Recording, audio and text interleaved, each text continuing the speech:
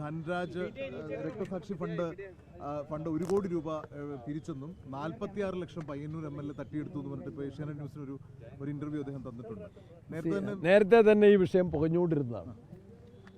ഇപ്പോൾ കൂടുതലായിട്ട് വെളിച്ചത്ത് വരുന്നു. ഗൗരവമുള്ളതാണ്.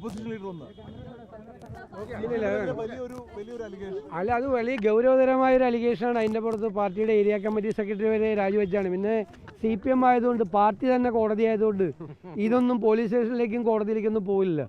എല്ലാ കേസുകളും അങ്ങനെയാണ്. എല്ലാ കേസുകളും പാർട്ടിക്കകത്ത് തന്നെ പാർട്ടി തന്നെ കോടതി നിശ്ചയിക്കുകയാണ്. നീതിന്യായ വ്യവസ്ഥയിൽ വ്യത്യാസമില്ലാത്തതുകൊണ്ടാണ് വലിയ തട്ടിപ്പാണ് നടന്നിരിക്കുന്നത്.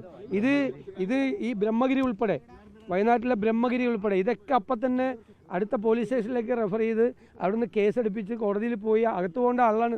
ഇതെല്ലാം ഇതൊന്നും ചെയ്യുന്നില്ല. തീർച്ചയായിട്ടും ഞങ്ങളത് ടേക്കപ്പ് ചെയ്യും. ഓരോ അന്വേഷണം നടക്കൂല, ഞങ്ങളിത് ഗൗരവമായിട്ട് ടേക്കപ്പ് ചെയ്യും. ബ്രഹ്മഗിരി ഇഷ്യൂ അടക്കം ഉറപ്പായിട്ട് അവരെ കോൺഗ്രസിലേക്ക് സ്വീകരിക്കും. ഉറപ്പായി 2020യുമായി ബന്ധപ്പെട്ട ആളുകൾ അവരെ NDAയിൽ ജോയിൻ ചെയ്തില്ല. കാരണം അവർ അരാഷ്ട്രീയവാദം പറഞ്ഞ രംഗത്ത് വന്നത്, രാഷ്ട്രീയ പാർട്ടികൾക്കെതിരായിട്ടാണ് രംഗത്ത് വന്നത്.